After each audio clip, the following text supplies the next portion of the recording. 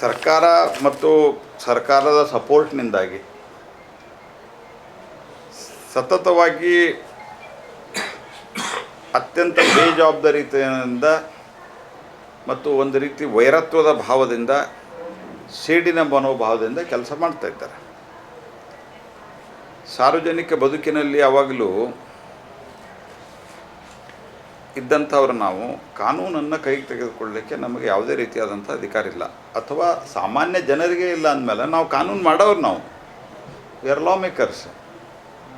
ಹಾಗಾಗಿ ಅವತ್ತೇ ಯಾರು ಸಿ ಟಿ ರವಿ ಅವರ ಮೇಲೆ ಹಲ್ಲೆ ಮಾಡಿದರು, ವಿಧಾನಸೌಧದೊಳಗೆ ನುಗ್ಗಿ, ಅವ್ರ ಮೇಲೆ ಕ್ರಮ ಇಲ್ಲ. ಸಿ ಟಿ ರವಿ ಅವರ ಮೇಲೆ ಬಂದಂಥ ಆರೋಪದ ಮೇಲೆ ತಕ್ಷಣ ಕ್ರಮ, ಮತ್ತು ಎಲ್ಲೆಲ್ಲಿ ಓಡಾಡಿಸಿದ್ರು ಏನು, ಇದರ ಬಗ್ಗೆಲ್ಲ ನಾನು ಸಾಕಷ್ಟು ಸಂದರ್ಭದಲ್ಲಿ ಬೇರೆ ಬೇರೆ ಕಡೆ ಇಲ್ಲಿ ನಾನು ಮಾತನಾಡಿದ್ದೇನೆ. ಹಾಗಾಗಿ ಸರ್ಕಾರ ಇದನ್ನು ಗಂಭೀರವಾಗಿ ತೆಗೆದುಕೊಳ್ಬೇಕು. ಇದು ಒಳ್ಳೆಯ ಬೆಳವಣಿಗೆಗಳಲ್ಲ. ಕರ್ನಾಟಕ ಒಂದು ಸುಸಂಸ್ಕೃತ ರಾಜ್ಯ. ಹಾಗಾಗಿ ಯಾವ ರೀತಿ ಬೆದರಿಕೆ ಕರೆಯನ್ನು ಮಾಡಿದ್ದಾರೆ, ಇದು ಸರ್ಕಾರ ಮತ್ತು ಪೊಲೀಸರು ಮನಸ್ಸು ಮಾಡಿದರೆ 1 ಗಂಟೆಯಲ್ಲಿ ಕಂಡು ಹಿಡಿತಾರೆ. ಅವ್ರನ್ನ ಕಂಡು ಹಿಡಿದು ತಕ್ಷಣ ಅವರಿಗೆ ಕಾನೂನಿನ ಕ್ರಮವನ್ನು ಜರುಗಿಸಬೇಕು, ಅವರಿಗೆ ಸೂಕ್ತವಾದಂಥ ಶಾಸ್ತಿಯನ್ನು ಮಾಡಬೇಕು ಕಾನೂನು ಪ್ರಕಾರ. ಇಲ್ಲ ಅಂದರೆ ಈ ರೀತಿ ಗುಂಡಾಗಿರಿ ಬೆಳೀತಾ ಹೋಗ್ತದೆ. ಸರ್ಕಾರ ಮತ್ತು ಸರ್ಕಾರದ ಸಪೋರ್ಟ್ನಿಂದಾಗಿ ಸತತವಾಗಿ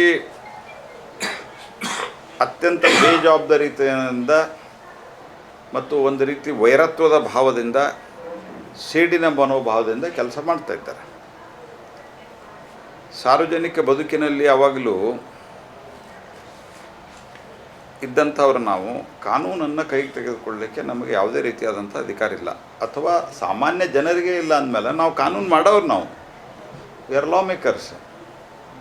ಹಾಗಾಗಿ ಅವತ್ತೇ ಯಾರು ಸಿ ಟಿ ರವಿ ಅವರ ಮೇಲೆ ಹಲ್ಲೆ ಮಾಡಿದರು, ವಿಧಾನಸೌಧದೊಳಗೆ ನುಗ್ಗಿ, ಅವ್ರ ಮೇಲೆ ಕ್ರಮ ಇಲ್ಲ. ಸಿ ಟಿ ರವಿ ಅವರ ಮೇಲೆ ಬಂದಂಥ ಆರೋಪದ ಮೇಲೆ ತಕ್ಷಣ ಕ್ರಮ, ಮತ್ತು ಎಲ್ಲೆಲ್ಲಿ ಓಡಾಡಿಸಿದ್ರು ಏನು, ಇದರ ಬಗ್ಗೆಲ್ಲ ನಾನು ಸಾಕಷ್ಟು ಸಂದರ್ಭದಲ್ಲಿ ಬೇರೆ ಬೇರೆ ಕಡೆ ಇಲ್ಲಿ ನಾನು ಮಾತನಾಡಿದ್ದೇನೆ. ಹಾಗಾಗಿ ಸರ್ಕಾರ ಇದನ್ನು ಗಂಭೀರವಾಗಿ ತೆಗೆದುಕೊಳ್ಬೇಕು. ಇದು ಒಳ್ಳೆಯ ಬೆಳವಣಿಗೆಗಳಲ್ಲ. ಕರ್ನಾಟಕ ಒಂದು ಸುಸಂಸ್ಕೃತ ರಾಜ್ಯ. ಹಾಗಾಗಿ ಯಾವ ರೀತಿ ಬೆದರಿಕೆ ಕರೆಯನ್ನು ಮಾಡಿದ್ದಾರೆ, ಇದು ಸರ್ಕಾರ ಮತ್ತು ಪೊಲೀಸರು ಮನಸ್ಸು ಮಾಡಿದರೆ 1 ಗಂಟೆಯಲ್ಲಿ ಕಂಡು ಹಿಡಿತಾರೆ. ಅವ್ರನ್ನ ಕಂಡು ಹಿಡಿದು ತಕ್ಷಣ ಅವರಿಗೆ ಕಾನೂನಿನ ಕ್ರಮವನ್ನು ಜರುಗಿಸಬೇಕು, ಅವರಿಗೆ ಸೂಕ್ತವಾದಂಥ ಶಾಸ್ತಿಯನ್ನು ಮಾಡಬೇಕು ಕಾನೂನು ಪ್ರಕಾರ. ಇಲ್ಲ ಅಂದರೆ ಈ ರೀತಿ ಗುಂಡಾಗಿರಿ ಬೆಳೀತಾ ಹೋಗ್ತದೆ.